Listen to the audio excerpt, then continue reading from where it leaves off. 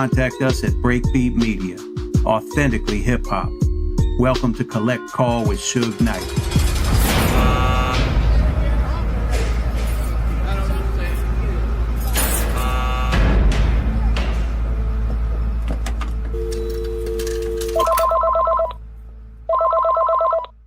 Hello. This is Global Tel Link. You have a prepaid call from Suge Knight. This call and your telephone number will be monitored and recorded. To accept this call, dial 5 now.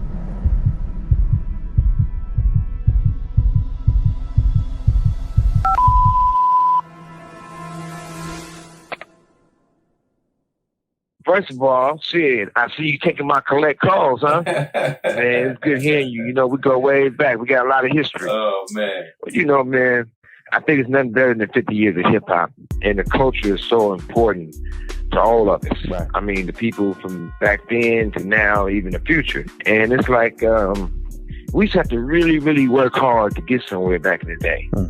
You know, we had to work hard for everything we got. Now things seem like a little simpler, a little easier. And you get a lot of people involved who wasn't involved in the industry. Right. And everybody every time you turn around, everybody want to spread some lies or some shit. Not that it bothers me, but at some point, we got to do better to get better overall. And what I mean by that, I know last time I talked to you, you was asking me about a few individuals and a few people who gone out their way to say stuff. And, you know, I want to get it out the way and not make it a thing that a constant conversation about it, because it's like it's people that say they're from my neighborhood that really weren't from my neighborhood. Like we got a dude named James, and he speak on with Reggie all the time, and he said he was a day one. Definitely wasn't day one. Definitely didn't go to school with us. And the reason why a lot of people didn't go to school, because back in those days it was way more Crips than it was Power Road. You can go and stand on your own, but you have to really be able to stand on your own. And, you know, for James to make all these allegations about he couldn't go to elementary school because the Crips was going to come to school and get him, he was a Crip, number one. Number two, Crips didn't come in my neighborhood and do that type of shit. Everybody stood their own, hung on their own. And, you know, I could see his bitterness because, you know, they lived in a garage with no running water on drugs. But the thing that gets me the most, people want to say something about Pac.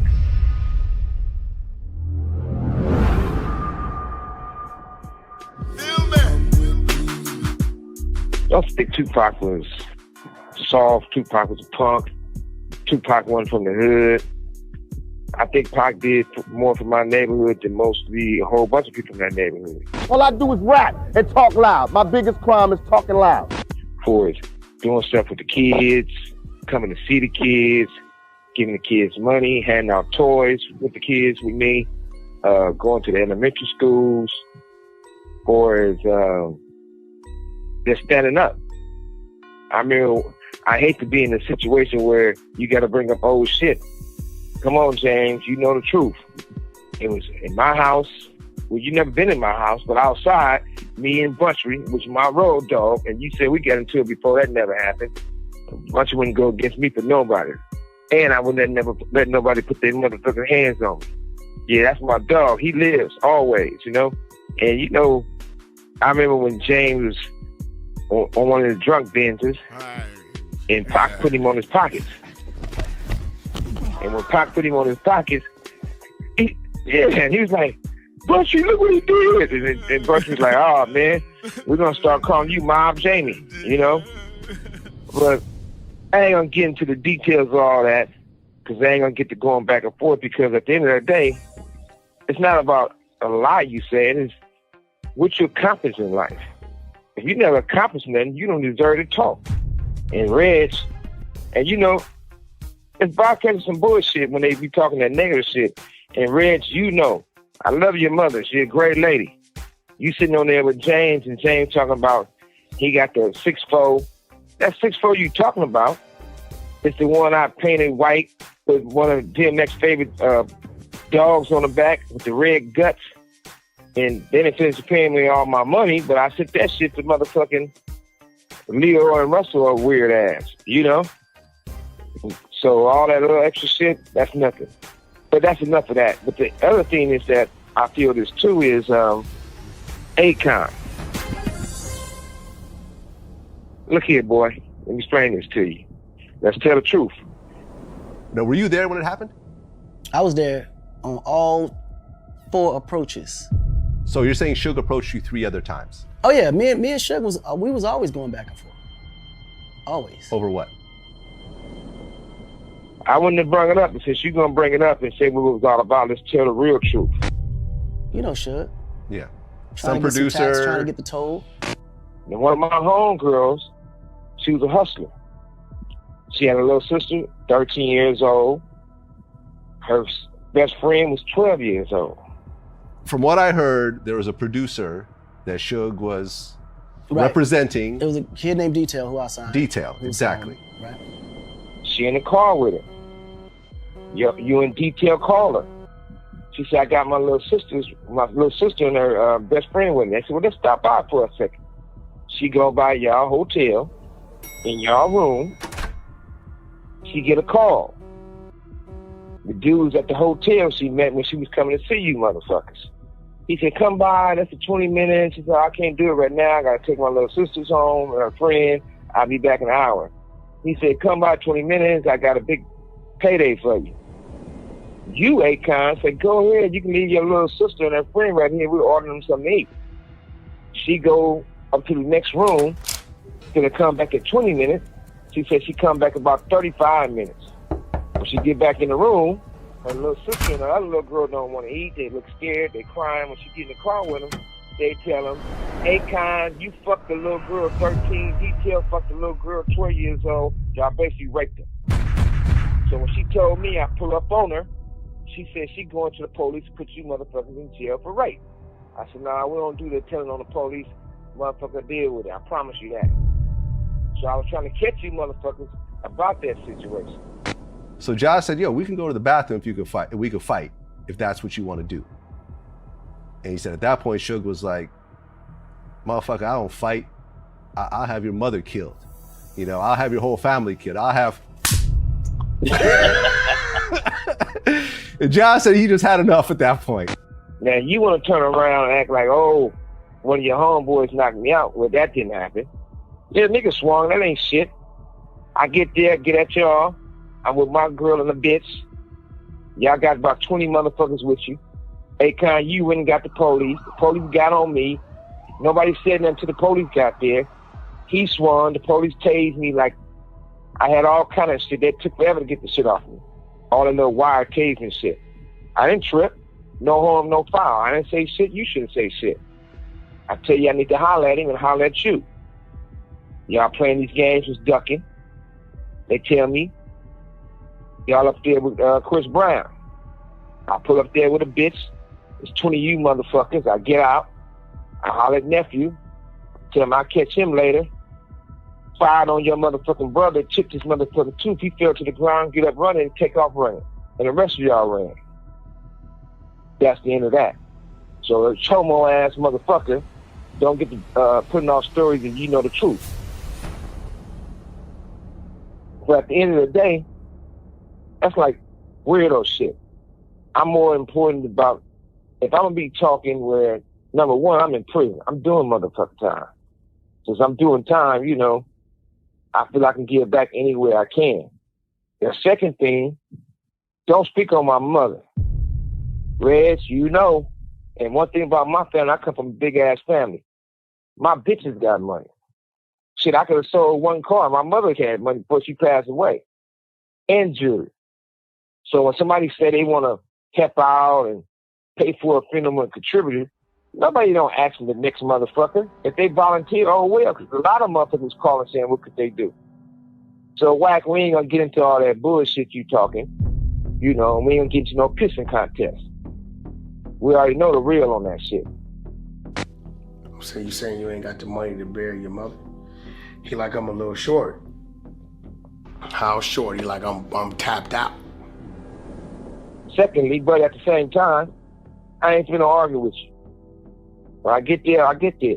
By comedy, Fifth Amendment Entertainment paid for his mother's funeral, which is me. But at the end of the day, Don't sit up there and lie and say I rolled up off some motherfucking yard and I couldn't be on the line. That ain't true. Motherfuckers check my C-files, anything and everything about me. One thing about it, my being a high notoriety and high profile person, it seems they put certain people on certain yards. It's actually easier on the line for me than being on this yard. I refused when I first got here, so I was in a hole. But I'm not gonna stay in a hole when you locked up 23 hours a day. You can't get no radio, can't have no TV, can't have no fan, can't have no hot pot, can't get no taxes, you only can spend a little money on canteen, can't really get canteen. Well, I want to torture my motherfucking self every day for, which I had nothing to prove. Now, you want to be this big bad motherfucking pound on your chest? One of your homeboys on the same yard. At the same time, he had to get lifted in a helicopter. He got stabbed too many times. He damn near died. Still ain't the same. But it's not here or there pointing the finger at motherfuckers. I think the most important thing that we all need to understand is that if you got a platform to speak on something, either we can do some good and help each other, or we can keep the motherfucking bottom of the barrel. I came from where it started from day one, where it was hard to be in this industry. Where it was to the point where I'm the first one told people about your masters. When I was telling people about masters, they said, what is that? I ain't no slave. People didn't even know what it was to own your masters too. I made sure I owned my masters. At the same time, when I got in this business, rap music, hip-hop, whatever you want to call it, was getting 5% radio play. If they got 10%, they was popping champagne bottles. They said that wouldn't happen. I went from 95% of my stuff on the radio, either on Death Row or somebody I was managing, to 97% on the radio was my shit. So that's history. But at the same time, Dave, these new motherfuckers some bad motherfuckers, and I appreciate them. You know, like we've been talking about, this podcast business is going crazy. Podcast is like the next form of media that's going to take over. And so as you know, a couple of years ago, I decided to create Breakbeat as the first hip hop podcast network. And, what I'm seeing is an opportunity to build a platform for hip hop, something similar to what The Source did back in the day, where The Source was the Bible of hip hop. The Source provided a space. Yep. Yeah. We provided a space where the truth could be told from our perspective, from our culture in an authentic way. I was able to help bring hip hop from that underground place that we were in more into the mainstream, but still keep the authenticity there. And I think over the years, a lot of that has been lost as the media has changed. Obviously, magazines have gone, by the wayside, and now you got all, from the internet to social media to everything that's going on today. So to me, there's a void. There's a need for us to build a platform that can represent the hip hop community across the generations, because one of the things they've done is divided us, the younger and the older sides of hip hop. They pitted us against each other with the narratives. This mumble rap isn't real hip hop, and back and forth. But we got way more in common. Even if somebody that's 50 years old don't necessarily like the music that's being made today, hip hop is a culture. It's a mindset, the way we think, the way we feel, the way we experience what's going on in this world. We have so much more in common. So that's why I'm trying to build Breakbeat. We're off to a great start with people like Don't Call Me White Girl and Bill Bellamy and Funny Marco, Bubba Dub, and Chris with Trappin' Anonymous. And we're going to take it to a whole nother level now with me and you getting together to build this Collect Calls platform, man. So I think this is going to be, historic and important, man. So I really appreciate you, Hey, Dave, I'm happy you saying that, because one person or one group is not bigger than hip hop. Right. or the whole hip hop. Hip hop is everyone. And we had some incredible times, and we did what we did, you know, late 80s, the 90s, early 2000s, right? But you still got people still in the game doing well, and they deserve their cigars, you know? It's just like NBA Youngboy. Man, I like that little young motherfucker. He deserves his cigar. He talks shit about that life.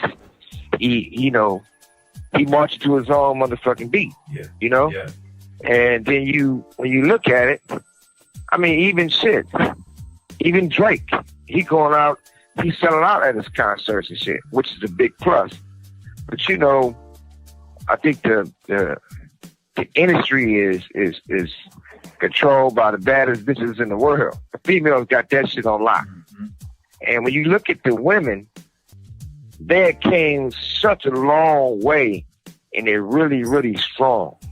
They're not in the shadows of a man. They leading the way.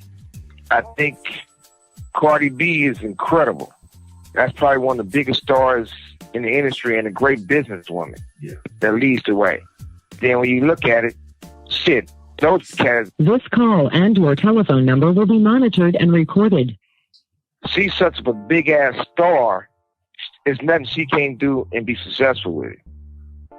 And when you talk about the R&B tip, I don't know these people personally, but at the same time, Summer Walker and, you know, Lizard, and the other girl who did the song with Doja Cat, SZA or whatever, right?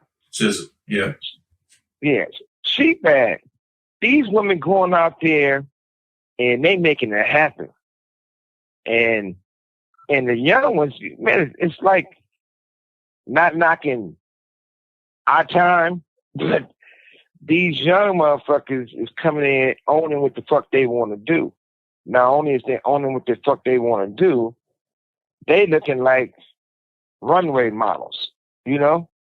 Shit, back in the day, you see some R&B singers, and there was women or R&B rappers, not knocking them, and don't shoot me, you know what I'm saying? Ball, strike a strike. But we had women in the business that sound cool, you know, sounded good, rapped it good, but they was like the home girls, you know. Now the women, they sound good, they look even better, and they ain't like the home girls. Used to be a time where you had people who had couples in the industry, they would keep that on the low, you know what I mean? They didn't want nobody, they was fucking with a rapper or they were fucking with an R&B singer. Everything was like, you know, on the hush-hush. These new bitches so motherfucking pretty. The rappers and the singers and the people in the industry, they can't wait to get on social media and say, look who I got.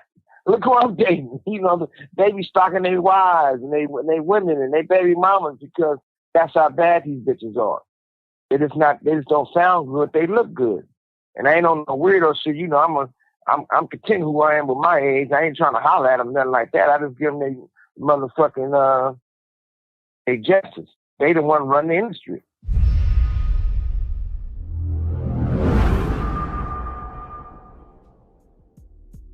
You know, with this new podcast we're going to launch here called Collect Call, I think it'd be a great platform to bring a lot of these people in to have conversations with you, because I think you have, you know, a lot of knowledge and insight from all your experiences over the years that you could share. And we're going to find out. We're going to see who's going to take that collect call when it comes ringing going forward. But hell yeah, that's the way to do it, Dave. You know, and that's what we supposed to do, give back. And you know, and at the same time, you still got a lot of good labels out there doing great shit. Stella's still doing great shit. You know what I mean? He's still out there doing his thing and his artists and stuff. And hey, PG home. Yes, let's celebrate that. Big. You know what I mean? Shout out to PG. That's a great thing. You gotta get him on here. Yeah, that's real big. You know, that'd be a great conversation. Man, that's bigger. That's nothing bigger than that. Let that man have his freedom. You know what I mean? And you know, I just think I think it's a time where it used to be a time I felt that certain things I wouldn't have a conversation about a conversation with certain people because I think they did things so fucked up. But at this time in my life that, like I said before, one person is not hip hop and one person is not bigger than hip hop, even myself. If I can do something to give back to hip hop to make it grow and be even better, that's a big plus.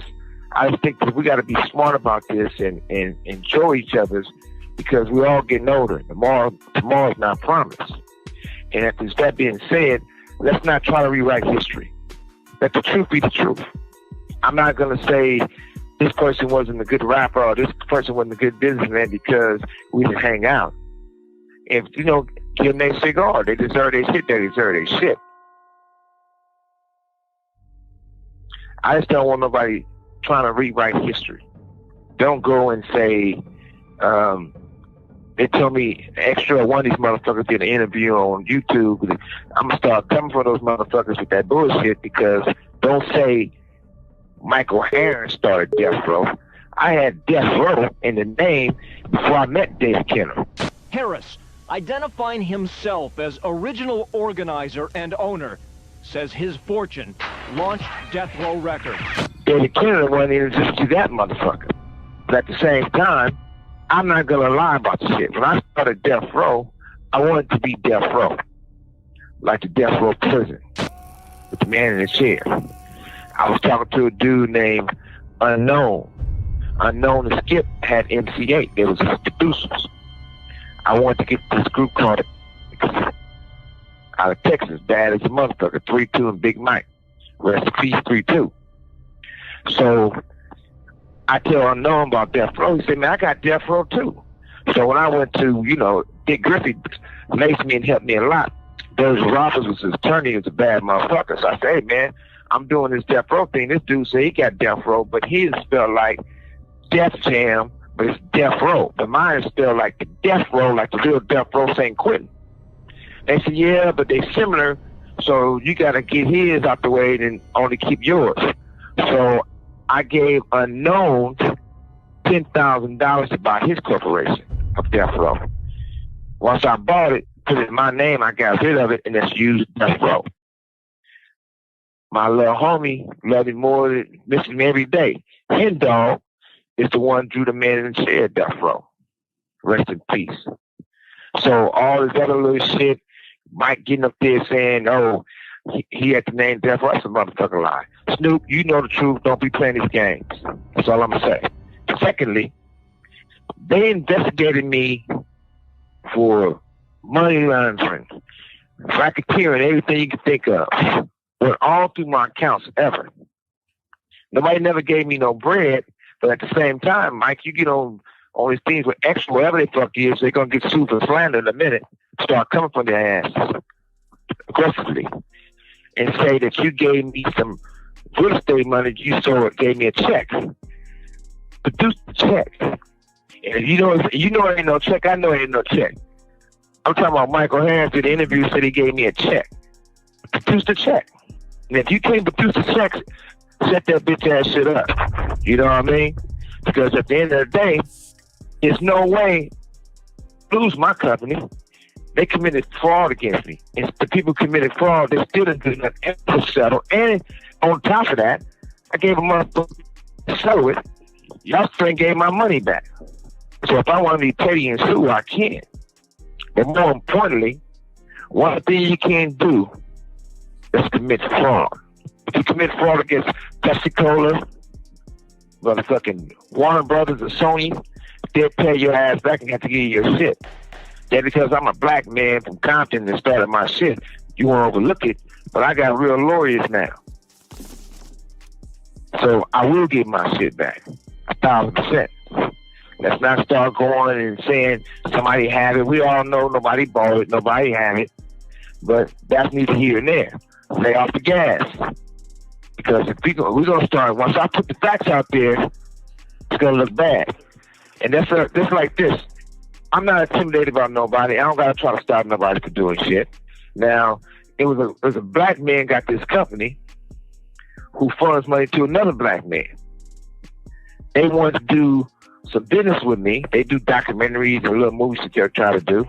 They said, well, we can't do it because we talking to Snoop, we talking to Mike, and they cleans up money. So we're gonna do it do a documentary on Mayweather. We're gonna do a documentary on a few basketball players, but we're not gonna talk with the real Death Row, the only Death Row, or Suge Knight, because we friends with them. You can be like that. I'm not tripping. I didn't go to you motherfuckers. Y'all mentioned it to me. But at the same time, when you start picking sides, stick to your side. It's easy to be down when they're in a war. Or should I say, you need to be a soldier when they're in a war.